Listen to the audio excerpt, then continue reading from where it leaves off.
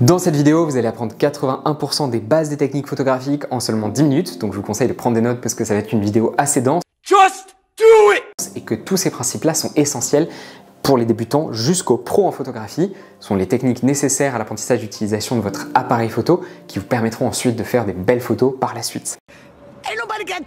Cette vidéo est la toute première d'une série qui a pour vocation d'enseigner la photographie aux débutants, donc si ça vous intéresse, c'est parti. La photographie est l'art de manier et de contrôler la lumière, et on mesure cette lumière en ce qu'on appelle des stops de lumière.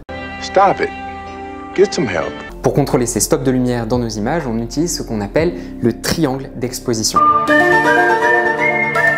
Le triangle d'exposition a trois composantes principales, l'ouverture, la vitesse d'obturation et l'ISO. Ces trois composantes ont différentes manières de contrôler la quantité de lumière qui rentre dans une image, mais ils contrôlent tous la quantité de stop, donc ils partagent un langage commun. Parlons maintenant du premier composant du triangle d'exposition, la vitesse d'obturation. Lorsqu'on prend une photo, la lumière passe à travers l'objectif, à travers l'obturateur et vient toucher le capteur. Ça crée une exposition. L'obturateur, c'est un rideau qui s'ouvre et se ferme devant le capteur et permet de contrôler la quantité de lumière qui rentre à un instant T.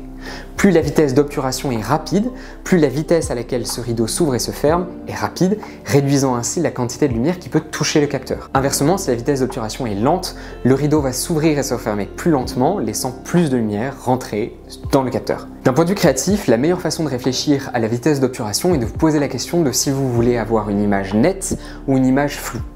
Si vous voulez figer l'instant, comme c'est le cas dans la plupart des styles photographiques, comme le sport, les portraits, l'animalier ou comme ça, on voudra une vitesse d'obturation plus rapide. Typiquement, il s'agit de 1 sur 250, 1 sur 400, 1 sur 800, 1 sur 1600, etc. Lorsqu'il s'agit de figer l'action, la vitesse d'obturation n'est jamais trop rapide. Si on a un trépied pour poser l'appareil et qu'on veut faire des photos d'un sujet qui est fixe, comme du paysage ou des photos d'étoiles, alors on peut réduire notre vitesse d'obturation et ainsi faire des expositions de 1 seconde, 2 secondes, 8 secondes.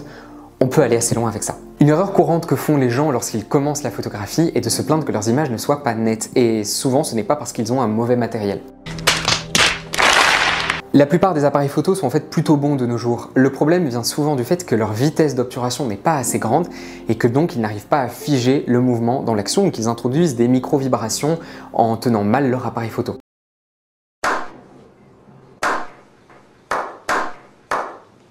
La deuxième composante du triangle d'exposition s'appelle l'ouverture. L'ouverture désigne la taille de l'ouverture de votre objectif. Plus l'ouverture est grande, plus la lumière peut rentrer dans votre appareil, plus l'ouverture est refermée avec l'iris, moins la lumière peut rentrer dans votre objectif. Pour désigner l'ouverture, on utilise le terme f-stop. Plus le f-stop est proche de 0, plus la quantité de lumière qui rentre est importante, plus l'objectif est refermé, plus le chiffre de l'ouverture va être élevé, moins la quantité de lumière qui peut rentrer est grande.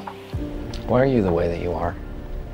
Honestly, every time I try to do something fun or exciting, you make it not that way. Ainsi, les stops courants d'ouverture sont f1.4, f1.8, f2, f2.8, f4, f8, etc. Par exemple, les objectifs qui ont une ouverture maximale de f1.4, comme celui-ci, laisseront rentrer beaucoup de lumière dans votre appareil photo. Maintenant, d'un point de vue créatif, l'ouverture, c'est ce qui permet de contrôler la zone de l'image qui est nette, c'est-à-dire la profondeur de champ. La zone de l'image sera beaucoup plus faible que si je le règle à f1.4 où j'aurai une zone beaucoup plus profonde de l'image qui sera nette. Cette gestion de la profondeur de champ, c'est ce qui permet aussi de choisir la zone de l'image qui sera nette et la zone qui sera floue pour attirer le regard du spectateur sur la zone la plus importante de votre composition. Ce flou hors focus est souvent appelé bokeh et les personnes le trouvent souvent très esthétique. On l'utilise la plupart du temps en portrait par exemple.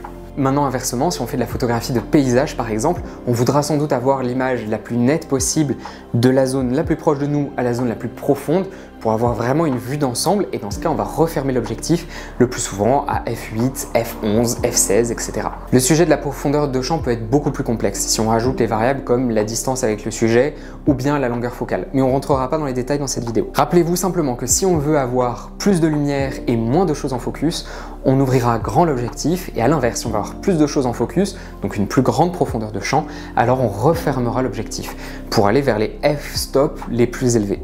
D'ailleurs, si vous aimez cette vidéo pour l'instant, vous savez quoi faire pour la soutenir et m'indiquer qu'il faut que j'en fasse d'autres comme ça. Passons au dernier composant du triangle d'exposition, l'ISO. L'ISO est la puissance électrique donnée au capteur pour illuminer l'image. Les valeurs les plus courantes de l'ISO sont ISO 100, 200, 400, 800, 1600, 3200, etc. Ce qu'il faut retenir, c'est que l'ISO n'a pas d'effet créatif sur votre image, contrairement à l'ouverture et la vitesse d'obturation, comme on l'a dit précédemment. Avec l'ISO, plus on l'augmente, plus notre image devient lumineuse. Mais on introduit aussi ce qu'on appelle du bruit électronique. C'est des artefacts qui sont pas forcément très agréables à l'œil. On réduit également la qualité des couleurs de l'image, mais c'est un sujet un peu avancé dont on traitera une autre fois. Donc idéalement, on veut avoir un ISO aussi bas que possible tant que nos deux premiers paramètres sont corrects. Si on se trompe dans sa vitesse d'obturation ou son ouverture, on peut facilement avoir une image floue et c'est impossible de déflouter une image, alors que c'est possible de réduire la quantité de bruit dans une image. Et pareil, ça c'est un sujet qu'on pourra traiter dans une autre vidéo. Donc pour résumer, au moment de prendre une photo, pensez toujours à vos réglages dans cet ordre-là. D'abord, on réfléchit à savoir si on veut que notre sujet soit figé ou flou dans l'image. 99% du temps, on voudra que notre sujet soit figé, donc on mettra une vitesse d'obturation et le plus souvent un petit peu supérieure à ce qu'on croit nécessaire pour être sûr de figer l'action. Ensuite, on pensera à la profondeur de champ. Est-ce qu'on veut que les choses soient floues ou nettes dans notre photo ? Si on aime le flou et qu'on a besoin de lumière, on pourra ouvrir grand notre objectif, donc régler l'ouverture le plus proche de 0 possible. Et enfin, on regarde la luminosité de notre image. Si l'image est trop sombre, on augmentera les ISO. Si elle est trop lumineuse, on les baissera. Petit conseil aussi, si votre image est trop lumineuse et que votre ISO il est au plus bas possible, la plupart du temps c'est ISO 100 sur les appareils, et que vous avez déjà fixé votre ouverture à l'ouverture créative que vous voulez, alors il est possible d'augmenter la vitesse d'obturation. Rappelez-vous, la vitesse d'obturation n'est jamais trop élevée si vous voulez figer votre sujet. Et voilà, ce sont les bases techniques de la photographie. Si vous les maîtrisez, vous pourrez ensuite apprendre à maîtriser parfaitement votre appareil photo pour faire de belles photos systématiquement. Il y a évidemment beaucoup plus de choses à apprendre en photographie, la composition, la gestion des couleurs, l'édition, etc., etc. Mais ça, ce sont les bases nécessaires pour bien régler votre appareil au départ et faire de belles photos avec n'importe quel matériel. Avec le temps, vous allez vous familiariser avec ces concepts et vous allez apprendre à les utiliser à bon escient pour obtenir l'effet créatif que vous cherchez. Sachez seulement que ce sont les règles que j'enseigne à chacun de mes élèves débutants pour commencer, que c'est un excellent point de départ. Si vous voulez que je fasse une vidéo sur un autre sujet spécifique, je vous laisse me le dire en commentaire et souvenez-vous, le beau sauvera le monde. Ciao!